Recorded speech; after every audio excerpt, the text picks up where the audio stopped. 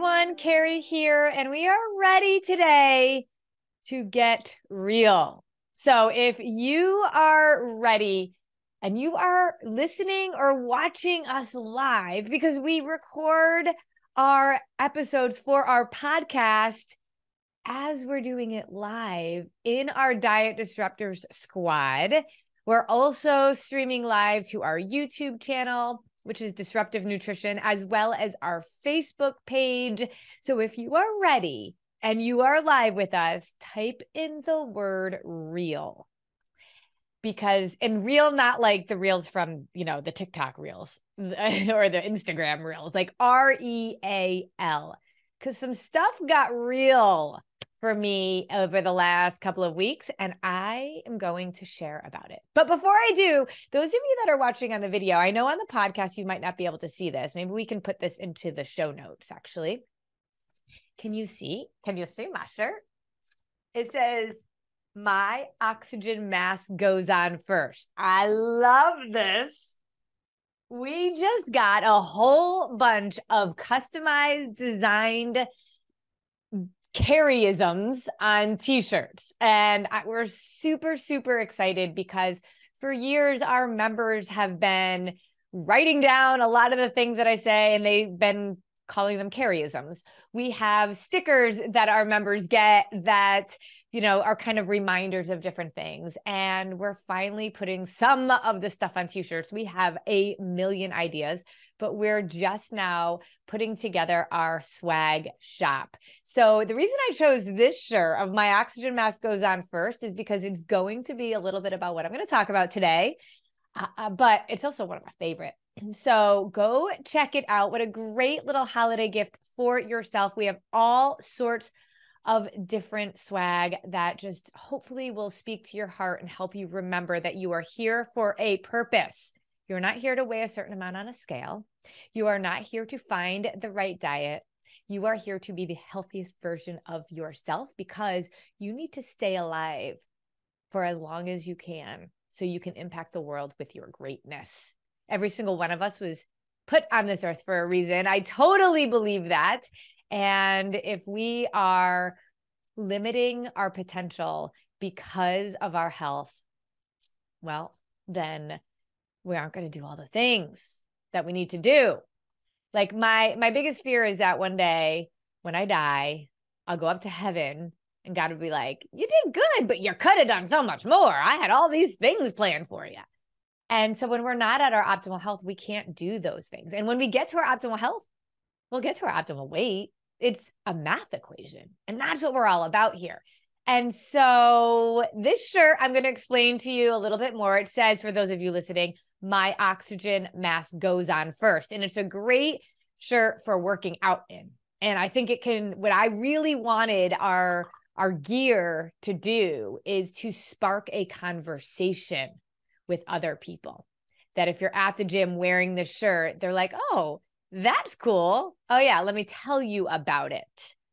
And so the reason why I chose this shirt today is because of the conversation that I had recently on a news episode, on a news program.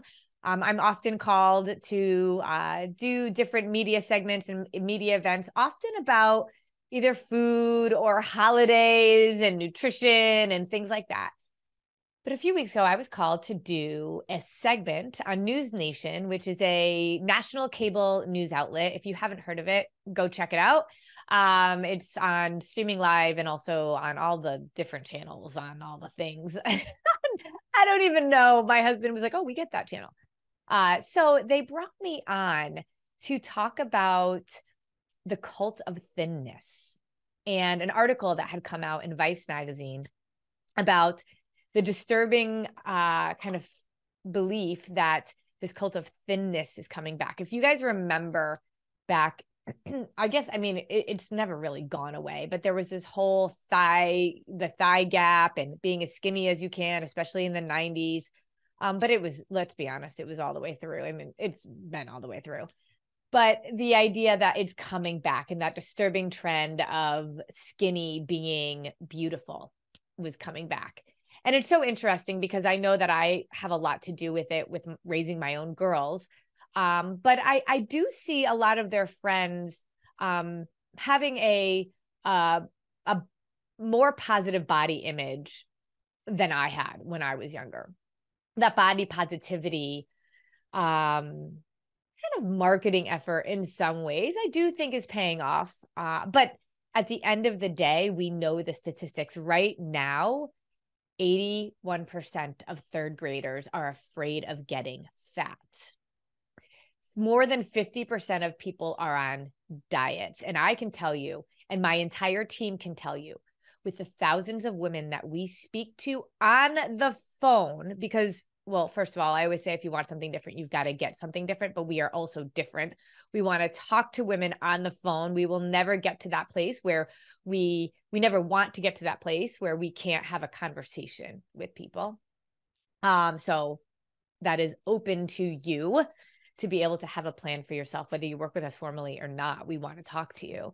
And everybody that we have these conversations with, they're still dieting, or they have tried all the diets and they are so confused. I had one woman say to me, I dieted my way to 280 pounds. And she said, in addition, I am now diabetic. And she has literally never not been on a diet.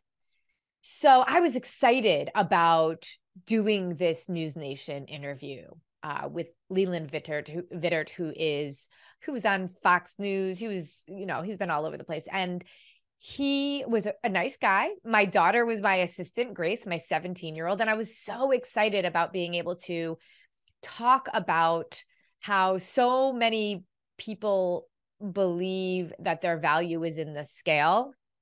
And I was excited about the conversation to talk about what really matters, to talk about how at Disruptive Nutrition, we want women, especially because they're the cog in the wheel of their families, to be able to have a better relationship with their bodies and with food, and to talk about our experience at Disruptive Nutrition and how our goal is to get healthy and strong so we can go do the things. And it's amazing how the weight just follows suit. So I was ready. I have my coaches and I was, got my makeup done and I was like all ready for it. Well, so when I got there, everybody was very nice and it was a lovely atmosphere. I wasn't even that nervous. I felt really confident about what we were going to talk about. And I had gotten some talking points and, just sort of was ready. And then when I got there, I realized there was a little bit of a different agenda, or there was definitely going to be a side that would be debated and argued that I wasn't totally prepared for. Now, I am pretty good at talking on the spot. I am pretty good at making my point known. But, when you've got a ton of light shining on you and it's you and another person and you haven't really gotten your brain around the concept of I'm about to debate. Well, when he said, and here's what I want to do. He definitely had an agenda going into our discussion, but at the same time, he was really nice. He was a nice guy. He was lovely to Grace, took pictures with us afterwards. And I will say, I loved the conversation. I just didn't answer all the things in the way that I would have loved to, because I had a lot to say about what he was talking about. And I think for some people who maybe weight hasn't been an issue for, who do show up, go to the gym, maybe they have good genes and they, don't necessarily have either health issues or weight issues or anything like that. It's hard to see the other side of it. And I love to have those discussions. If you know the Enneagram at all, I'm an 8 on the Enneagram, so I can be direct, I can be assertive, and I love it. So when we had the conversation, he started talking about the difference between a Calvin Klein ad back in the 90s and then today. And the Calvin Klein ad in the 90s were two very fit, muscular people. And the one from today were two people that were larger and were not as lean as the people were, 20 years, 30 years before. I'm actually shocked that I'm saying the 90s were 30 years ago. Anyway, there was a lot more of assumptions that were made that people that are heavier are not they want to be accommodated for, and yet they aren't taking care of themselves. The assumption was brought up that people that are overweight are sitting around just eating Twinkies all day, and that should be fine, and we should make our airplane seats bigger for them. And that was sort of the take that I was being, presented with.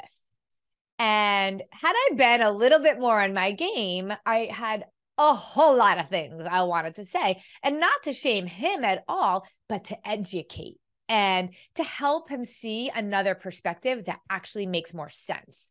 Because what we've done and what we did in the 90s when I was growing up and all of this, and I mean, if you're a kid of the 80s, it was like all low fat, right? And it was like, I remember my mom telling me beauty hurts, and that's the way it is. Always thinking that what I looked like was what I was, who I was, and where my value was. And at the end of the day, what we know is that isn't true. It can't be true. But yet so many women today are living their lives obsessing and completely taking all of their cognitive load, all of their capacity around food. And the reason I know this is because we hear from you every single day on our phone calls. This is why I love doing calls, because I know that what we're doing is right. And I know the need is so huge. So when we talk to these women who are on a math equation to early death, I mean, there's really no other way to put it, that are gaining weight, which matters because weight gain is a symptom of health and hormones. We have to do something about it. 9 out of 10 people are dying due to a metabolic disease. A metabolic disease is high blood pressure, high cholesterol, diabetes, obesity, stroke, even cancer. All of those can be attributed to a dysregulated blood sugar. But notice that I said obesity was one of the symptoms of metabolic health issues. It's not that being obese is the problem. It's that we aren't healthy. And that's the problem. Obesity is a symptom of that. But yet, if we have more than 72% of our population at risk for chronic disease and 50% of people are on a diet, we aren't talking about people who don't care. We are talking about people who are not educated. This isn't about fat versus thin. This isn't about whether or not we make our airplane seats bigger for the lazy people that are eating Twinkies all day. Like when we said that, I was like, we're missing the actual point of the conversation. So what I want to talk about today is what I should have said, what I wanted to say, how I wanted to say it. And I'm not scripted. I don't have it down. I'm going to speak from my heart, and I will miss things. And when I do media, I always miss things. When I do my coaching calls with our members, there's a million things more I wanted to say or could have said differently. I have no problem with that. But I do want to make sure that the majority of my heart and my message comes across. And that's what I wanted to do in that media. So I heard from so many people that told me not to apologize. I did a great job, and I appreciate it so, so much. We'll link in our show notes here the media segment that I did. It wasn't so much that I felt like I flopped. I just feel like I didn't do as much as I could have done. And that's really what it was all about for me. And so let's go over some of the things that we're talking about, because this really was about the idea that should we be celebrating the larger size people as much as we should? Because to his point, people are dying, right? But what he wasn't doing and what he wasn't realizing is he was just taking a look at a person and making assumptions about who they were, what was important to them, and what they did. And that's where my innate issue comes from. Making assumptions about another person's lifestyle, another person's heart, and that in turn, especially because he has a voice out there in the public, reiterates the idea that what we look like on the outside matters. And when we feel judged, he confirmed that we are judged for what we look like, and that we're not allowed to really have a presence or a voice unless we look a certain way. I have no issue, nor should anybody, with any person being on the cover or in a magazine, because it's representative of who they are right then and there. And that's one of the things that we have to recognize. We have to separate this a little bit. Every single person has value, regardless of what their weight is on the scale. And the statistics about our health today is what scares me, because we all have value. So let me say that again. These statistics about our health, that bothers me so much, because we all have value. We don't have value when we then get to a certain weight on the scale. We have value now. We matter now. We need to love ourselves now because we have value. And the issue with what he was talking about weight gain is not because we are not valuable now. What I wanted to say is, I am passionate and I want to fight for these people to know more so they can do more, because what I want to make sure is that they love themselves, that all of us love ourselves today so that we can die younger later. I want to die young later. And my passion and urgency for anybody that is not keeping their blood sugar stabilized on a regular basis, that is not understanding that their thoughts and their beliefs dictate their actions, who is not realizing that their value does not come in the scale. My urgency is for people who are not at their optimal health to get there. Otherwise, they will die younger sooner. And if we all have value, we can't afford to miss the opportunity to have you in this world for as long as possible. So the discussion is not about whether this person should be on a magazine or that person. None of us have a right to say that. We have to stop identifying this type of size person is okay and worthy of being in a magazine, and this size is not. Whether you're really thin or not. There are some people who are really thin. They're not that healthy, or some of them are not that healthy. Just because they look a certain way does not mean they're going to die young later. I mean, when you think about Mark McDonald, who's one of our partners and who we love to death, who is the father of PFC3, the approach that we teach, New York Times bestselling author, celebrity nutritionist, one of my very, very best friends in the world. He was a male fitness model. And when you look at pictures of him back in the day, looking all buff and lean and muscular, he will tell you it was one of the most unhealthiest he ever was in his life. He felt like garbage. And he was doing keto and tried to get super, super lean, and he was completely unhealthy. And then when he had gained more than 60 pounds and was, much larger, he was extremely unhealthy. So what I would have wanted to say to him is, Leland, listen, we're actually looking at the wrong thing. This isn't about whether that person should be on a magazine or this person should be on a magazine. The bottom line is every single person matters in this world. And what we keep doing is fighting against ourselves and against our bodies. Because here's the thing. You're making assumptions that people are just going and eating Twinkies and they can go and do whatever they want, and we should just embrace everybody and include them. That's not fair. Everybody gets the right to make their own choices and do what's right for them. The problem is we are not educated enough in this country. And here's the thing. If 50% of people are on a diet, 80% of third graders are afraid of getting fat, but yet 9 out of 10 deaths are due to a metabolic disease, there is a disconnect here. People care. People want to get healthy. They have no idea how. When we have clients that tell us, I have done every single diet in the world, and yet their A1C is out of control, they have high cholesterol, high blood pressure, and yet they've done all the diets, this is not because people don't care. It's because people don't know what to do. And when I told him that all we do is tell people to deprive themselves, eat less so they can be skinny regardless of being healthy, when we tell people that carbs are bad and I eat carbs all day long, he told me, well, you must have good genes.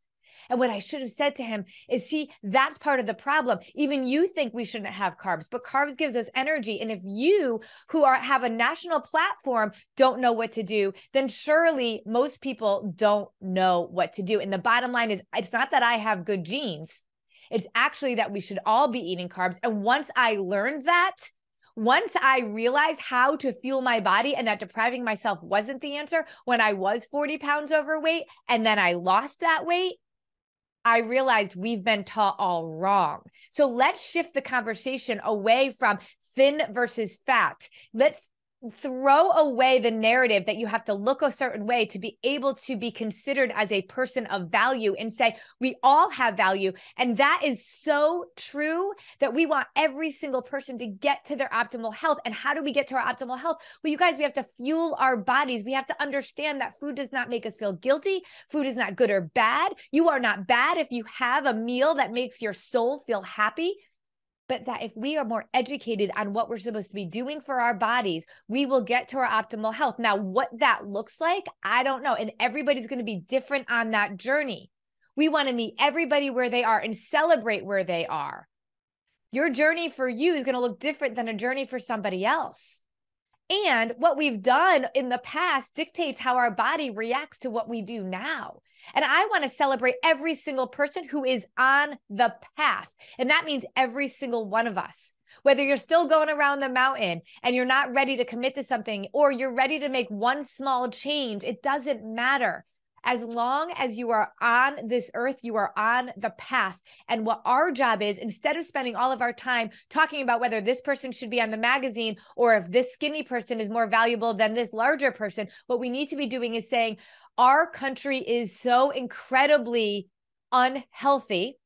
A lot of it has to do with the food industry. A lot of it has to do with the way that we educate people. And if we could spend half as much time talking about what it actually means to get healthy and what the result would mean for our entire country, than talking about whether or not this person should be on a magazine cover, we would make so many gains in this country. I say we were not put on this earth to find the right diet. We were not put on this earth to weigh a certain amount, but we keep functioning and acting like we were. Instead, because every single person has a purpose, we should be impassioned, not to prove them wrong and say that you look bad, but to say we love you. And because we love you, we need to educate you. So many people are given wrong information. That is what we are all about at Disruptive Nutrition. That is what our clients know, believe, and see.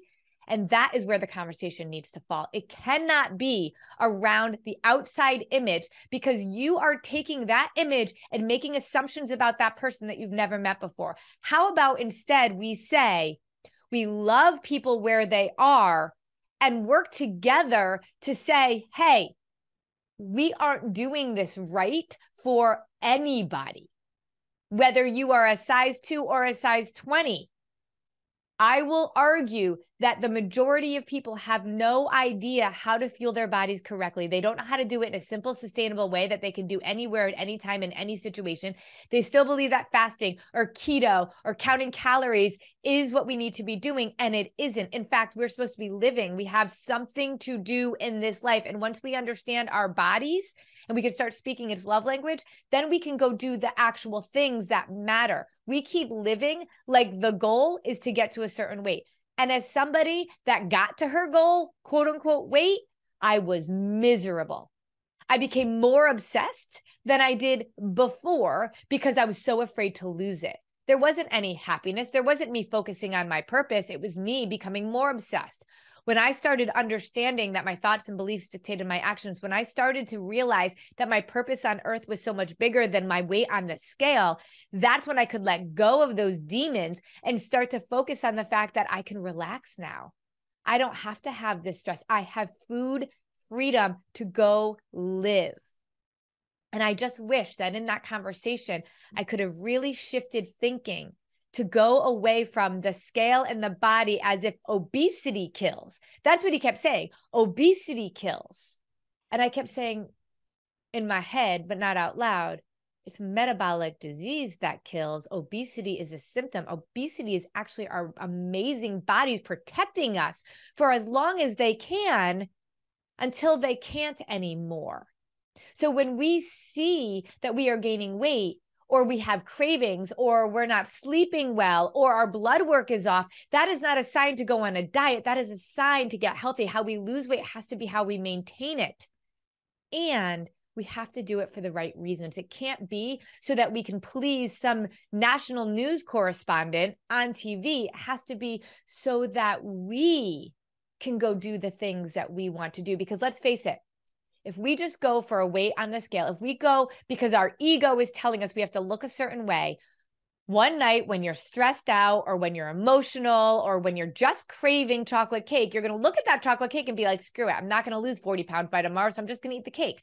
But when your why is bigger, you are going to stick with choices that serve you and still be able to understand how to serve your soul at the same time. And what I wanted for him to know was that you don't understand, especially with women, is that we do care and we do think about this and we understand that we aren't at our optimal health. But you know what we keep doing? We keep showing up for everybody else. We keep, packing our kids' lunches and driving them places, and we're exhausted and we're stressed out and we don't have time, not only to show up for ourselves, but to even learn. And so we just start feeling worse and worse and worse about ourselves. We keep getting our blood sugars all just on this huge roller coaster, and the stress actually causes more of an issue that will not allow our body to release weight. As we get older and we go through menopause, because we don't know how to eat correctly, we continue to gain weight and we don't know what to do. But we are so busy taking care of everybody else that we don't actually have the time or make the time to be able to show up for ourselves. That's what I wanted him to see. It's not because we don't care. It's because we care so much that we always put ourselves last. And so by putting your own oxygen mask on first, which is what I wanted to tell him, by teaching us that it's okay, that our value is so important to so many people around us, that if we don't show up for ourselves first, we're going to die young sooner. That is the solution. Telling women it's okay to show up for yourself before you pack your kids' lunches. And I know it means we have to get up a little bit earlier, or we may have to say no to certain things for the kids, but it means we are going to be around younger for longer. So that's the point of this shirt. It's just like on an airplane, no matter where you are around the world, in any language, on any airplane, they will say, put your own oxygen mask on first before putting on someone else's. Because if you don't, you will die before you can help someone else. And so what I needed to say to him was, you don't understand. It's because we care about everybody else that we keep putting ourselves last. And the truth is, if we don't start putting on our own oxygen mask on, we aren't going to be able to do the things that we want to do for all those other people in our lives. It has nothing to do with what we look like. Put anybody you want on the cover of a darn magazine. Let's actually talk about what matters.